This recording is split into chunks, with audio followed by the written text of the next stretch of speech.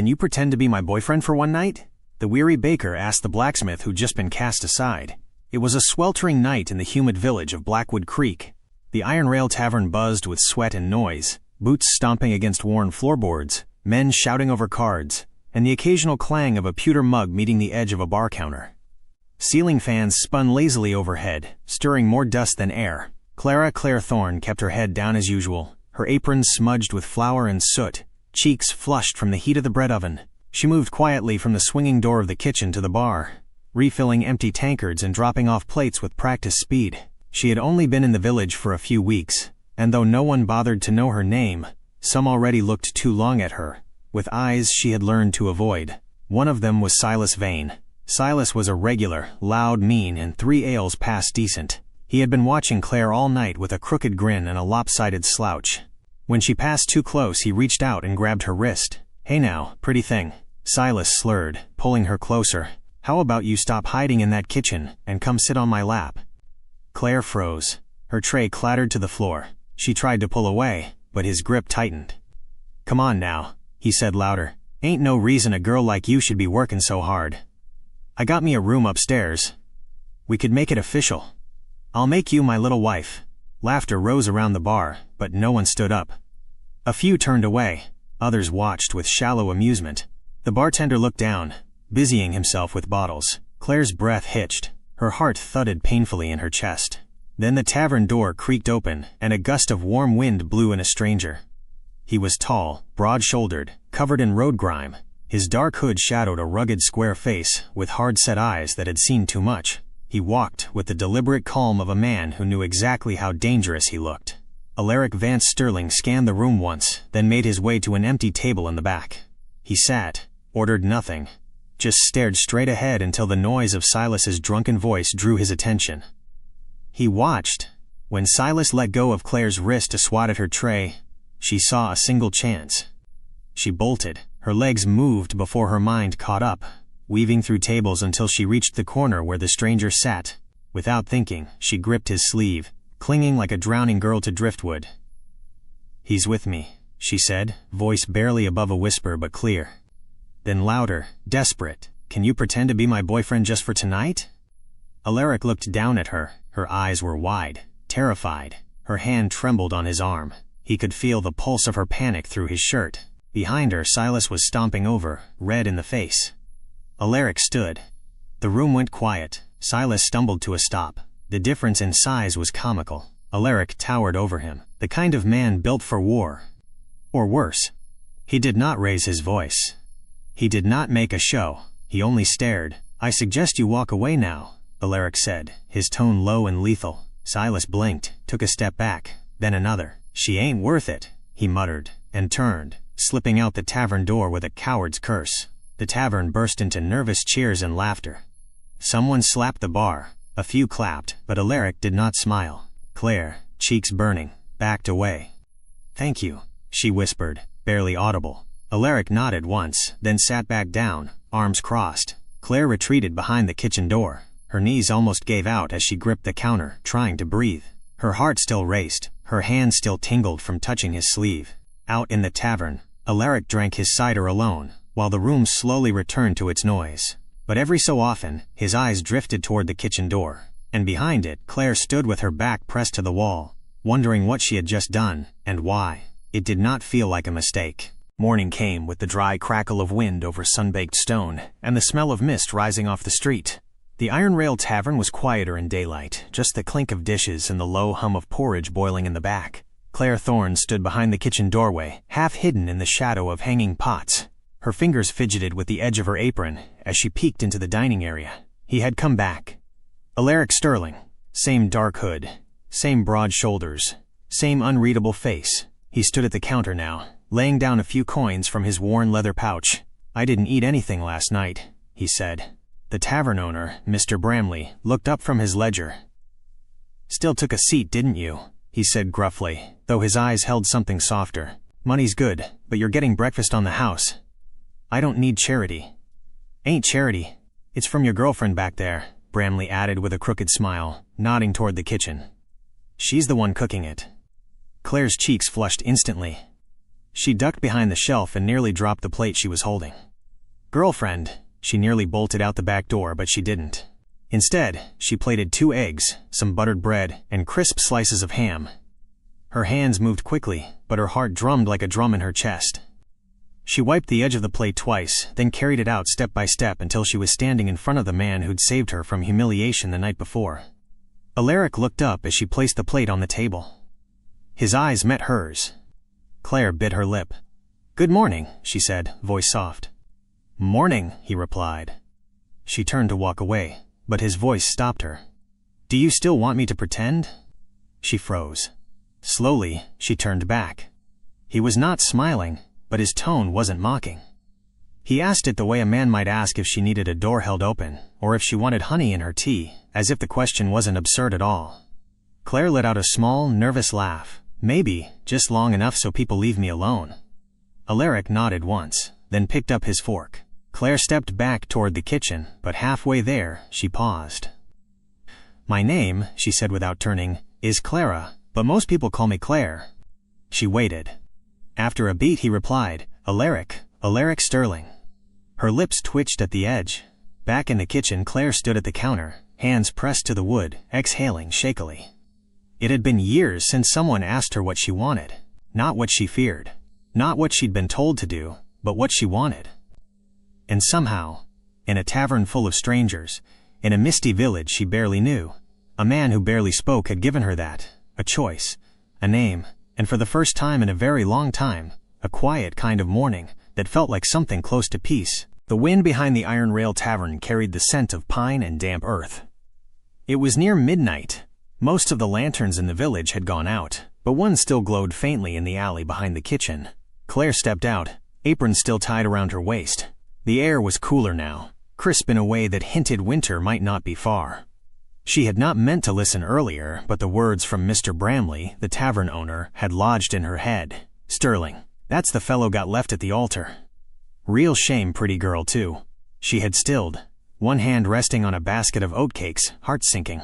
Now she saw him, Alaric Sterling, sitting alone on a stack of logs, staring up at the stars like they owed him answers.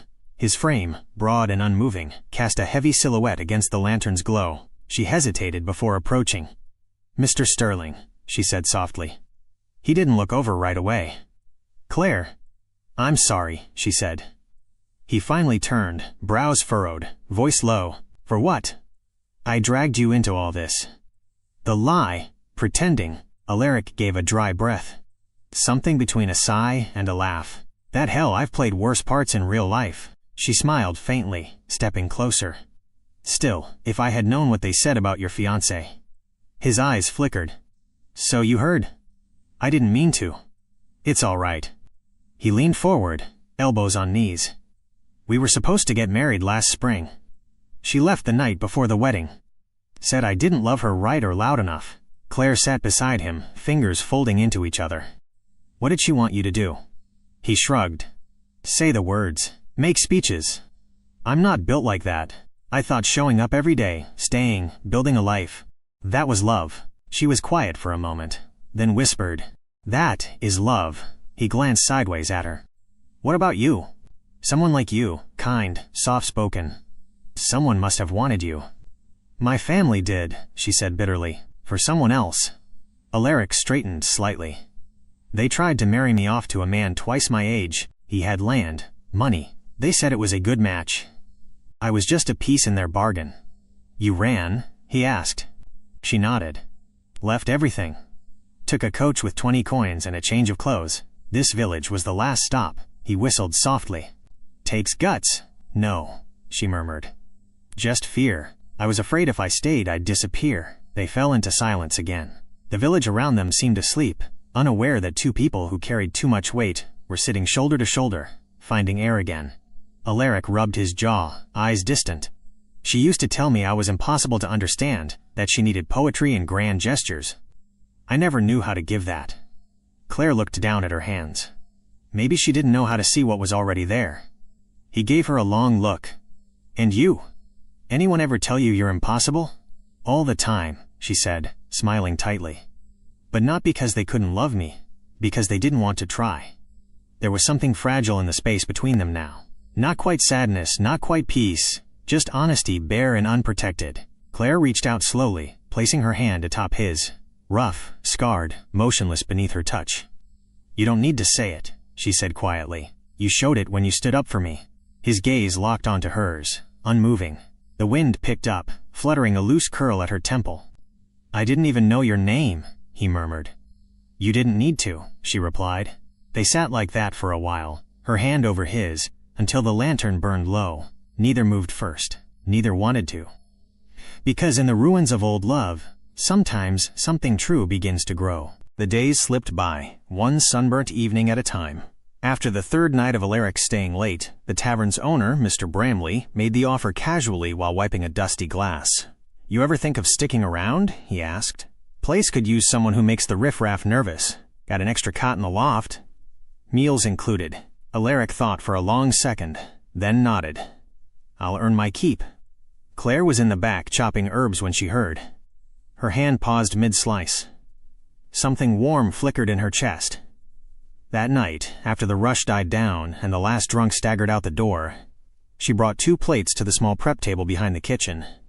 Simple stew, rye bread, and roasted root vegetables. Alaric sat across from her. He did not say much. He never did, but he listened, and that was more than most. Over time, a rhythm formed. Claire learned he liked his eggs over hard, and that he poured pepper like it was gold dust.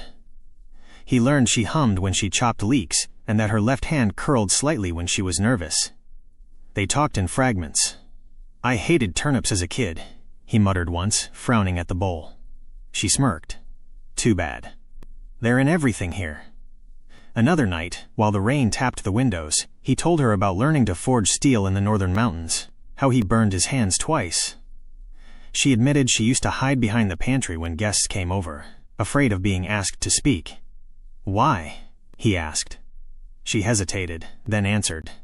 "Because I didn't think I had anything worth saying." Alaric looked at her for a long time. "That ever change?" She met his eyes. "Maybe a little." One evening, the tavern buzzed with unexpected traffic. Traders from the next valley over passing through, orders piled high. Claire worked fast, but something in her stomach twisted wrong. A deep cramp curled through her middle, then another. She pressed a hand to her side, breath hitching. But the hearth sizzled. The tickets kept coming.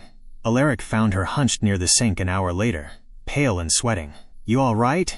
he asked, crouching beside her. I need to finish the loaves," she muttered, voice thin.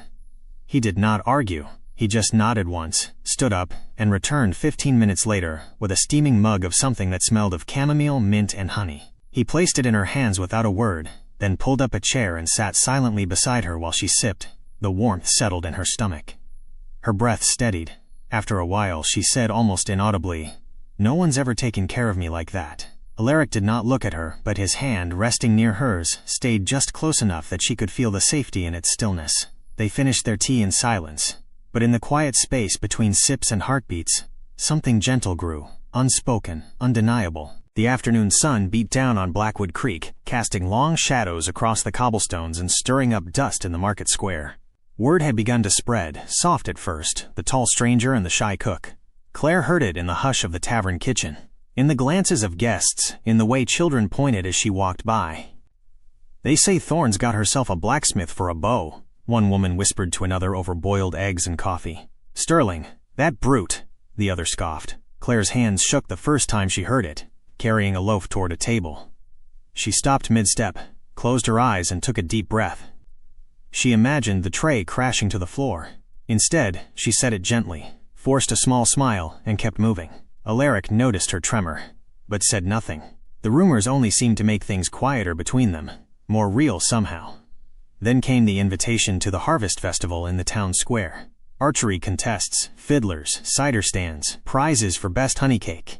Mr. Bramley insisted the tavern would serve food at the event and that Claire would attend with her date. Claire froze when the words left his mouth. That evening she stood behind the tavern door, apron folded, heart pounding. She looked across the yard and saw Alaric, spotless boots, clean tunic, silk scarf around his neck and a stray lock of dark hair brushing his brow. He looked nothing like a man pretending to stay. Someone tapped her shoulder. The tavern owner stood there. "You ready?" She nodded. He led her outside. The band was playing. Laughter spilled into the twilight. Children danced in ringlets of light. Alaric stood beside her. Smooth-jawed, confident. Gasps floated around, hats tipped, boots still. Claire's cheeks heated. She felt as though she were dancing on the blade of a knife, thrilled and terrified at once. And then she saw her Elena Vance, Alaric's ex-fiancée. She arrived in a carriage, the polished wood glinting in the lantern light, her husband beside her, rich, refined, a velvet waistcoat visible beneath the coat. Elena's eyes flicked to Alaric, then to Claire. The air shifted. Claire's throat tightened. Here was the moment. Alaric turned and raised his hand to Claire. He offered her his arm.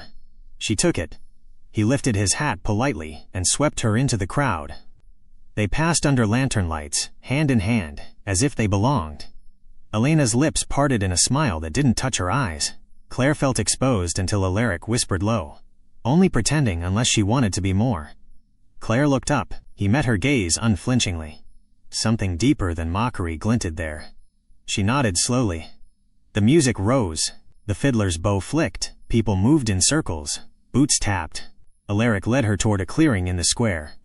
He cleared his throat and made an announcement to gathered folks as if this were their night. "Ladies and gentlemen," his voice firm, "my friend Claire Thorne has cooked many a meal for this village. Tonight, I'm proud to walk beside her." The crowd hushed. Claire's heart threatened to explode.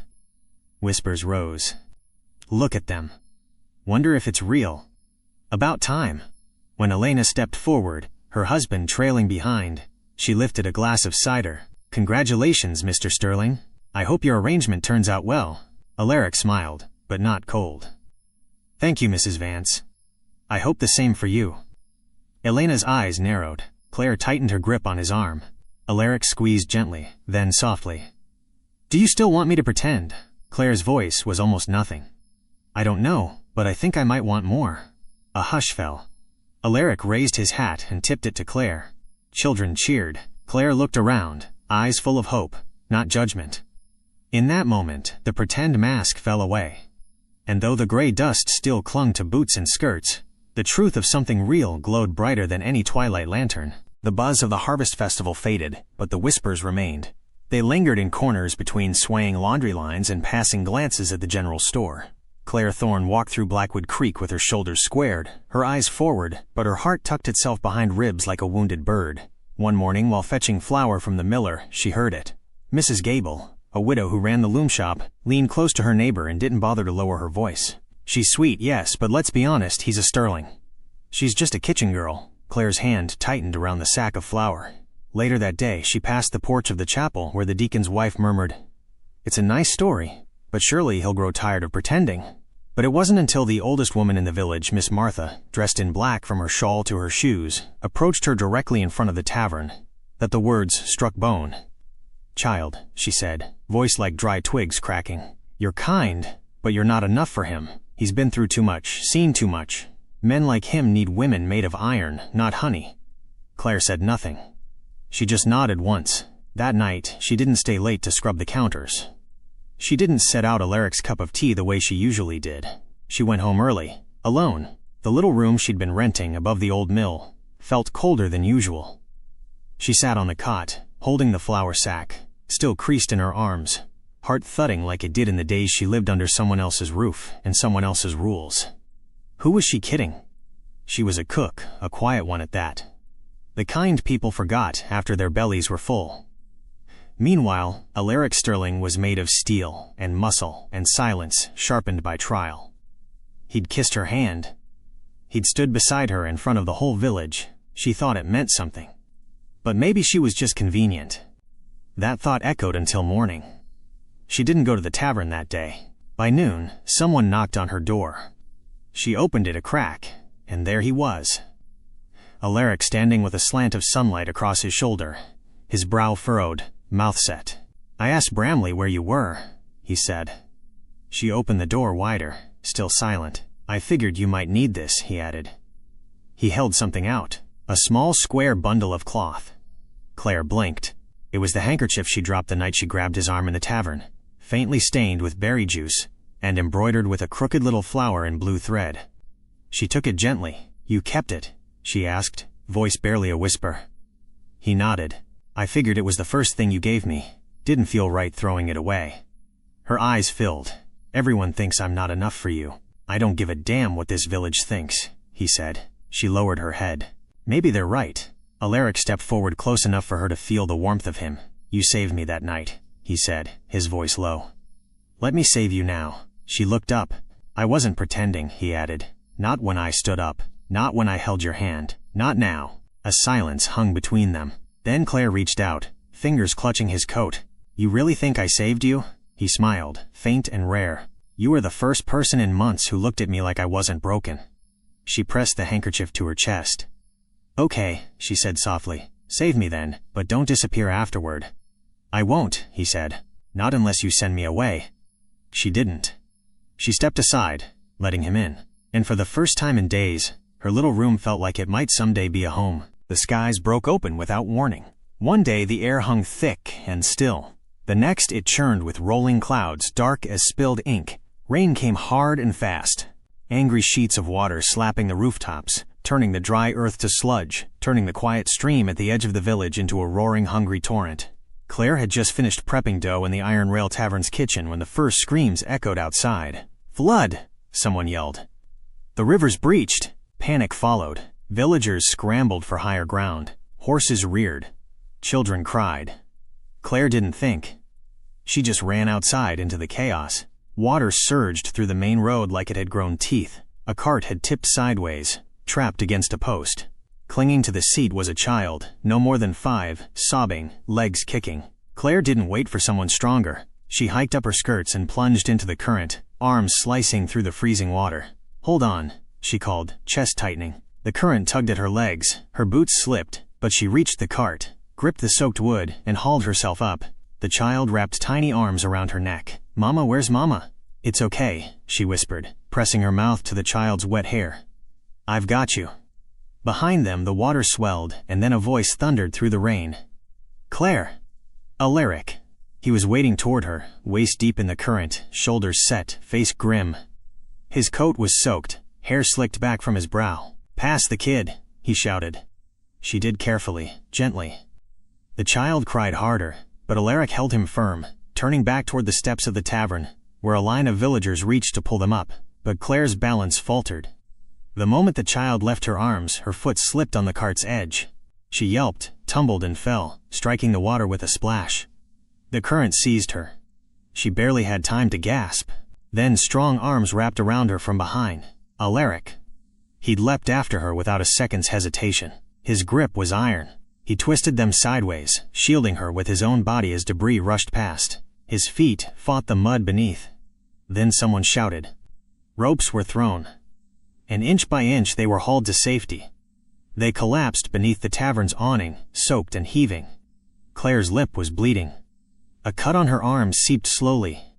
Her hands trembled. Alaric crouched beside her, eyes scanning every inch. "Are you hurt bad?" I don't know," she panted. He touched her arm carefully. "We need to clean that." "I'm okay," she said, voice thin. "You're not okay," he snapped, softer than anger, more like fear. Their eyes met, thunder cracked above. She whispered, "Is this still pretending?" His breath hitched. Then slowly he reached out, calloused fingers brushing her cheek, thumb lingering where the blood had traced. "No," he said quietly. "Hasn't been for a while." She leaned into his touch, let the storm fade behind her. Then he kissed her. Not rushed, not desperate, but steady. Like grounding two people who had both drifted for too long. Her fingers curled into his soaked shirt. The world stilled, even as rain poured.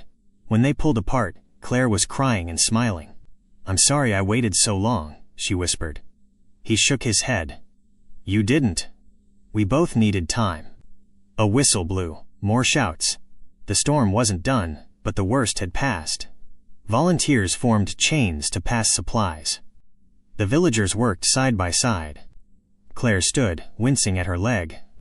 Alaric immediately offered an arm. "Come on," he said. "Let's help finish this." She nodded. Hand in hand, They joined the line. And no one, not one person, called it pretend. The sun crested slow and soft over the hills, painting the sky in peach and gold. Dew still clung to the grass, sparkling like sugar over the meadow. A pair of horses grazed lazily beyond the fence line, tails swishing at the morning air. The little cottage on the hill, timber walls, white trim, roof patched by kind hands, stood still and warm in the light. Inside, the scent of fresh bread drifted through the open windows. Claire moved quietly through the small kitchen, tying her apron behind her back. Her hair was braided, tucked loosely beneath a scarf. The hearth glowed. The morning rolls were rising. Outside, Alaric returned from feeding the horses, sleeves rolled, boots muddy. He stepped onto the porch, paused to wipe his hands, and came inside. Claire was already setting the table. Just 2 plates, 2 mugs, a jar of jam between them. "Coffee?" she asked, voice soft. He nodded. "Always." She poured it. He took it with a half-smile. They sat together, the steam rising between them. No rush, no words for a while, just the hush of a peaceful morning, and the gentle clink of spoon on ceramic. Claire looked across the table at him. His jaw was rough with stubble, eyes still creased from sleep. She smiled. "You still pretending?" she asked quietly, resting her hand over his. Alaric looked down at her fingers, small, flour-dusted, calloused in the places only years of work could form. He turned his palm upward, laced his fingers through hers. "I don't remember how to pretend anymore," he said. Her breath caught, but she didn't cry. Instead, she reached into her pocket and pulled out something small, wrapped in a linen scrap. She unwrapped it slowly, placed it on the table between them. A ring, simple, wooden, smooth, with a tiny carving of a wheat stalk on one side. He had whittled it from an old fence post the night after she first made him that honey loaf. She pushed it toward him. "I kept it," she said.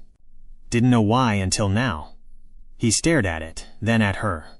His fingers trembled as he picked it up. She offered her hand again. No ceremony, no witnesses, just 2 people with no more masks to wear. He slid the ring onto her finger. She leaned forward, resting her forehead against his. "You gave me safety when I asked for it," she whispered. "And then you stayed. You gave me something to come home to," he murmured.